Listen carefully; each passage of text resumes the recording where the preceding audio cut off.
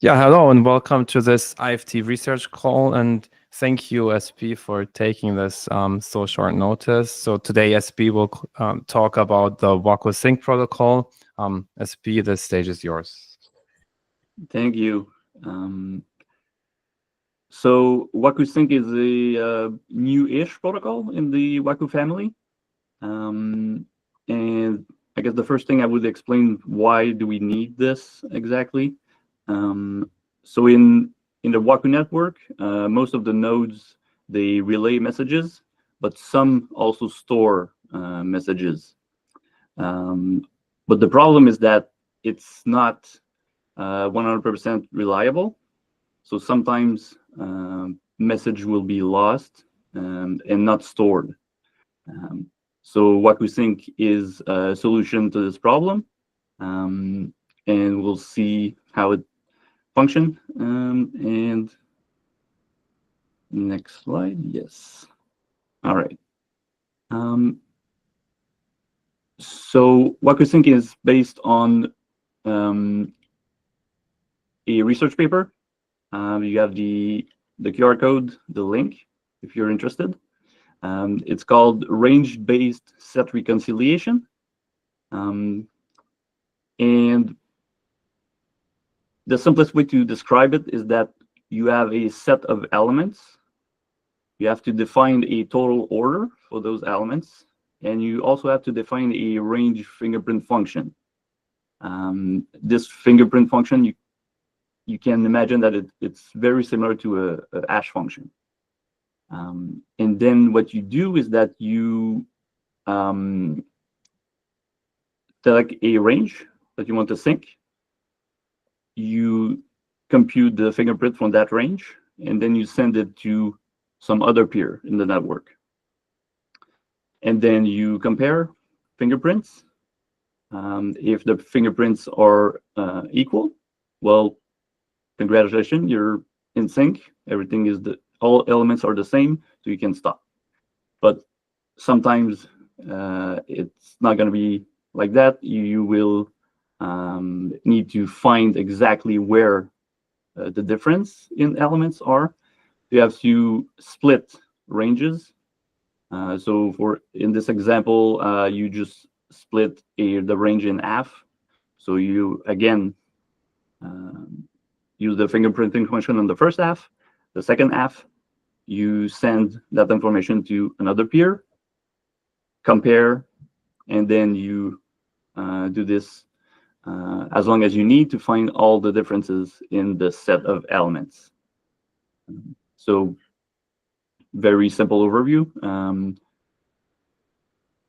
Now, what does that mean for Waku? So what we're syncing are Waku messages. So Waku messages have a timestamp, an hash, and Arlen proofs. So the total order that we need, we're going to use the timestamp and the hash in combination.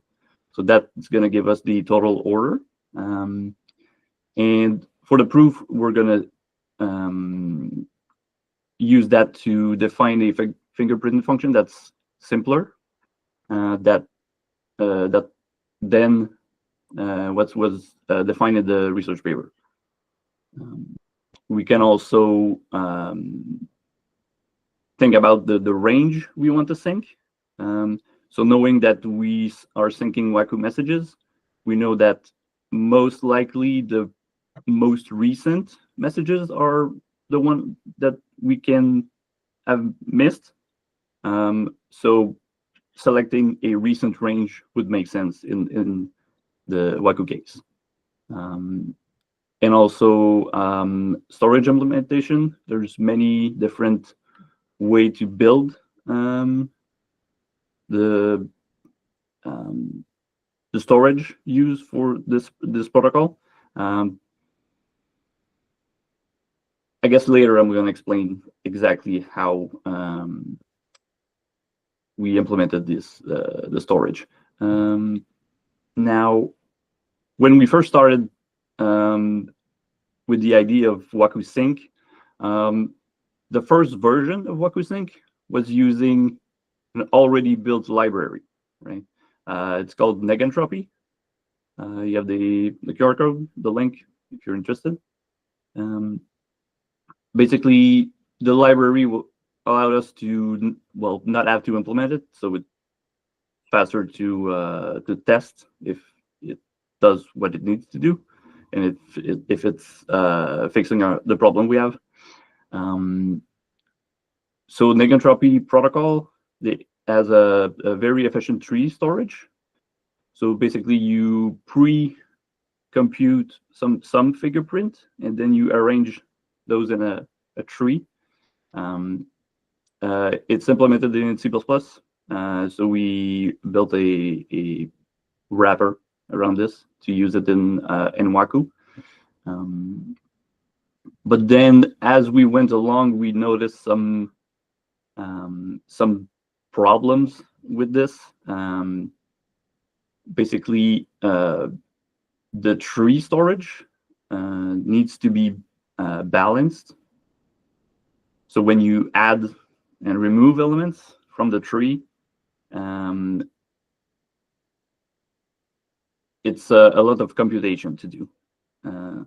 And in the context of Waku, we usually remove messages that are too old. So we only keep a certain recent range of messages. And this pruning of old messages was kind of expensive. And the tree storage was not adapted for this this context. Another thing that we noticed later was that Negentropy was built so that only one of two peers end up with the full set of differences between the two. And that's a problem. So you have to then send the differences to the other peer. And of course, it's also a dependency you have to take care of. So that's also a problem. So we decided to build our own implementation of range-based set reconciliation. Yes. So again, QR code, the link, if you're interested in all the talk we had around this idea.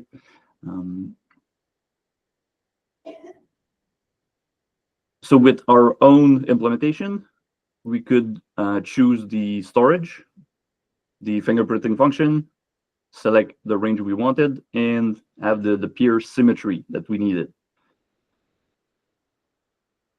Of course, it takes time to build all those things, but I think the end product is pretty good. So basically, the fingerprinting function for Waku Sync 2.0 is much simpler than what Negentropy use, because we know that Waku messages can be verified via RLN proofs. The storage is also adapted to our use case. So now it's really efficient to prune like old messages from the storage. And also we have the peer symmetry. So when two peers sync their set of messages, both peer would end up with the list of differences, if any. Yeah, of course, yeah, like I said, it design, writing the specification, the implementation, all this takes time. And lastly, I think we can think about other usage for Waku Sync, maybe in the future. So Waku Sync is kind of generic. You can sync messages, but in any kind of context, you can sync just a small range of messages. Maybe you can sync all the messages you have too. So maybe it could be used in conjunction with light push. So if you have a light Waku node that just push messages to a node that has relay enabled, you could do a very short range sync between the two, just to make sure that the messages you want to send has been sent. Just verification. Filter protocol is also a good candidate. So filter could be replaced with sync in a way. So instead of keeping filter and filter criteria, you could just do multiple sync. So a full node would sync with all the clients when new message arrives, or clients could just trigger a sync periodically. That could also fulfill the same function as the current filter protocol.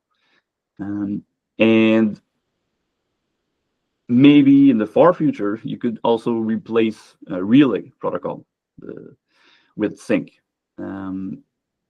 If you do sync repeatedly throughout the entire network, messages will propagate, right? It's kind of hard to say how fast that would propagate, but they do propagate. So maybe it could be used in conjunction with gossip sub. Maybe it could replace gossip sub. All possibilities here. So yeah, it's pretty exciting protocol.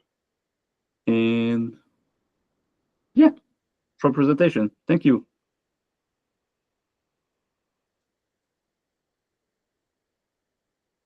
If there's any question, happy to answer. Yes, thank you very much.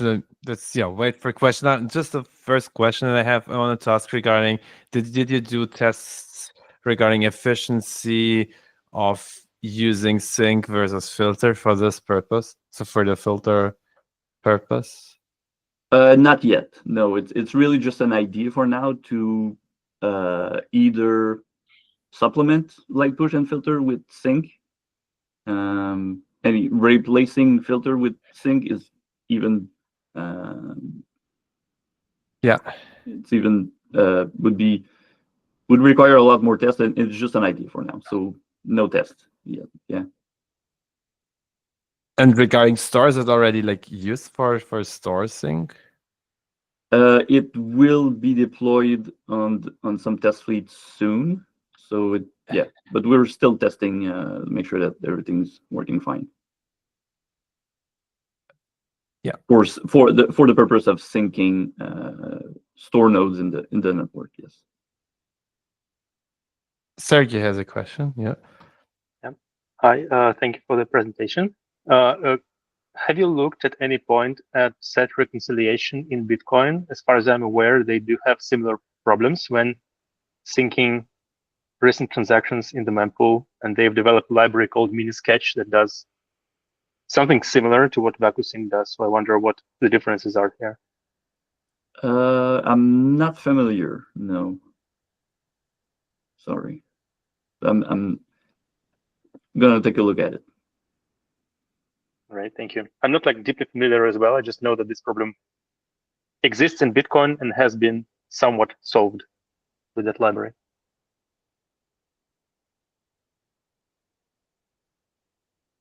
Yeah, or Thank you for presentation, SP. My question is, how do peers pick another user to send sync request? Is it chosen randomly? Yes, for now it's chosen at random. You could design some more elaborate strategy, but we decided not to for now. Yeah.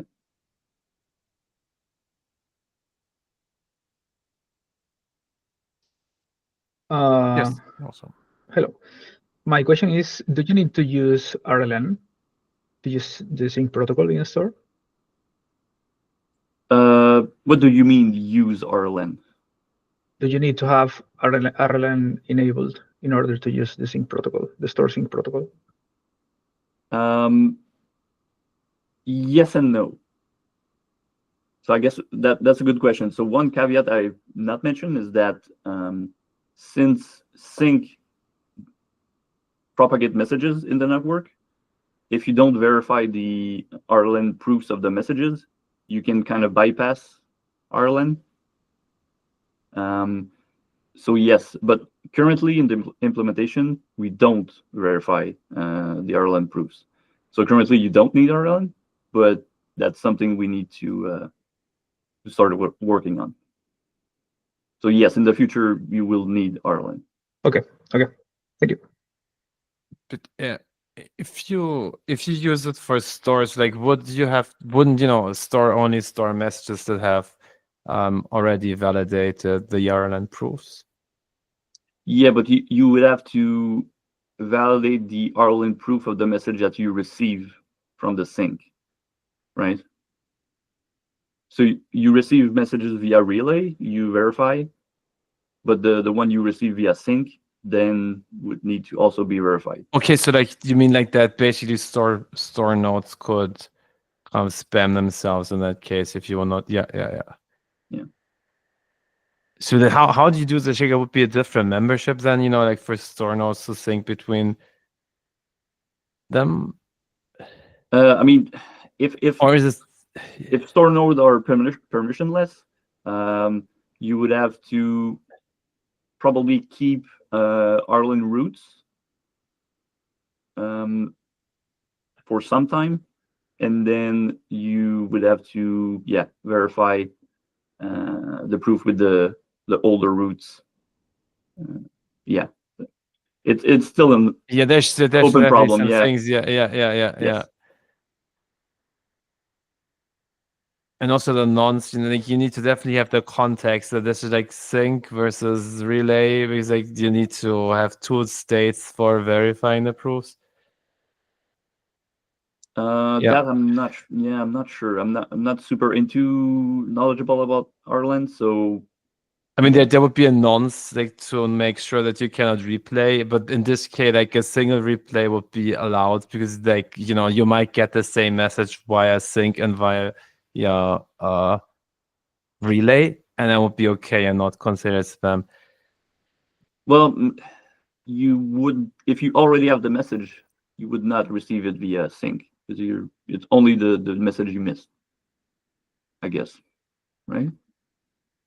You're okay because you asked for that range, yeah. Yeah.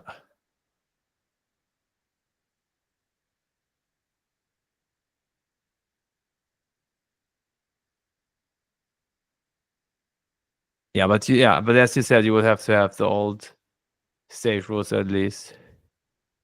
But that's definitely interesting to look to. It's definitely something to explore. But then there's also a problem of having like older roots, which is like, how how would you do that? That's also a problem. So yes.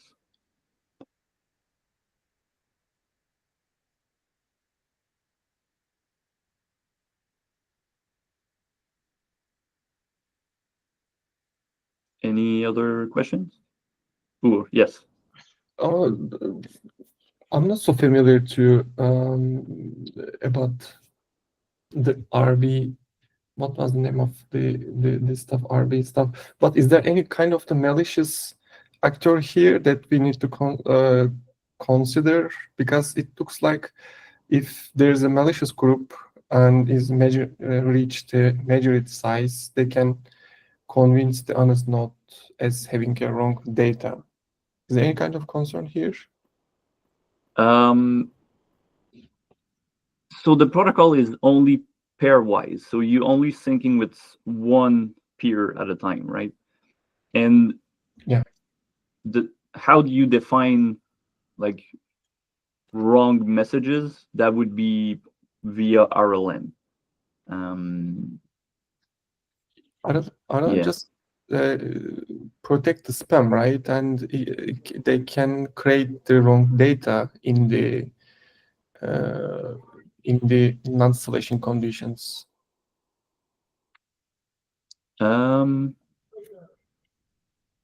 Yes. So one attack that is possible is crafting specific messages so that the fingerprinting function gives you kind of a wrong answer. But since Waku messages require like a RLM proof, I decided the design of the fingerprinting function can be simpler than usually, because usually you have to defend against that attack, but I decided to not really build any measure against it because of RLN. Yeah, not sure if that answered your question. Yeah, it's actually not the good question. So sorry about that. I just thought that maybe the peers sent the previous thing information with others. Does it help for minimize this kind of stuff? Just you know, it's not a well structured idea, but just an idea. For example, user I sends append the previous sync message with the other guys, and it's like the minimal consensus that inform. Okay, I sync with this guy, and it carries some information about the previous sync. I mean, would that be useful for selecting the peer you sync with? Because when you actually do the exchange messages to complete like the syncing, you kind of trust the total order and the fingerprinting function. You don't necessarily have to trust the other peer necessarily. Yeah. But for example, there's a mismatch the fingerprints, right? And who is deciding the missing data, me or the other peer? Well, by exchanging the payload that you need to find the differences, like you kind of reconstruct the set of the other peer. So both nodes end up with the set of differences, and you can send wrong information, but then you would just have less differences, which makes it so that if you're malicious, you just receive less messages, which it's not really an attack. Okay, makes sense. Thank you. Alberto, yes. Another question is, can I ask why do you need to sync once at a time? Because intuitively, I would say that if you are syncing two nodes, I right now don't see a reason why you wouldn't be able to sync three at a time, and maybe that will speed up the process, probably. Yes, actually, you're right. You can, like, the simplest way to think about it is that you sync, like two peers sync with each other, but actually you're right. You can actually sync with multiple peers at the same time. And one thing that's kind of interesting is that if I'm syncing with peer A and peer B at the same time, if I receive a message from peer A and then add it to my own storage while I'm still syncing with peer B, the syncing of peer B is going to pick up the new messages. So if you look at the like the recursion, so if you do a full sync range with peer B, but with peer A you're at the, say, the first half, second half step, and then you find a difference here, and then you send it. When you do the same second step with peer B, that new message will be incorporated in the storage. So you will find a difference here if the peer B doesn't have that message. And if you sync with more than 2 peers, then it also works the same way. So between steps, new message can be added or removed, and it all still works. The protocol is the same. Okay, I see. Thank you.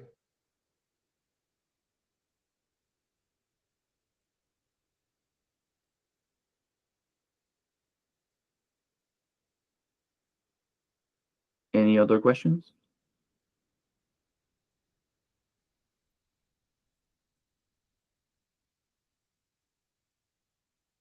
It seems there are no more questions. Yeah, in this case, yeah, again, let me thank you very much, SP, and especially for jumping in on such short notice. Yeah, definitely very interesting protocol. We also have to look into this from the peer-to-peer team's point of view and see how we can maybe actually, kind of cross this over with Gossip Sub, because there might actually be interesting ideas to some parts of this kind of merge with Gossip Sub. But they have to think more about it, like what impacts this will have on both latency, bandwidth consumption, and so on. But this is definitely really interesting. Yeah, thank you very much. So for the upcoming talks, so in 2 weeks, the next slot we have Akshaya talking about the peer-to-peer mixed protocol. And then in the next slot after that, which will be in 1 month, hopefully we get the presentation on Nimbus, from Nimbus, which will most likely be on large messages in the Ethereum world, and that also links into Gossip Sub large messages. But this one is not confirmed yet. But you will find the information in the schedule. So yeah, thank you very much again for the presentation. Thank you to the audience for the discussion, and see you next time.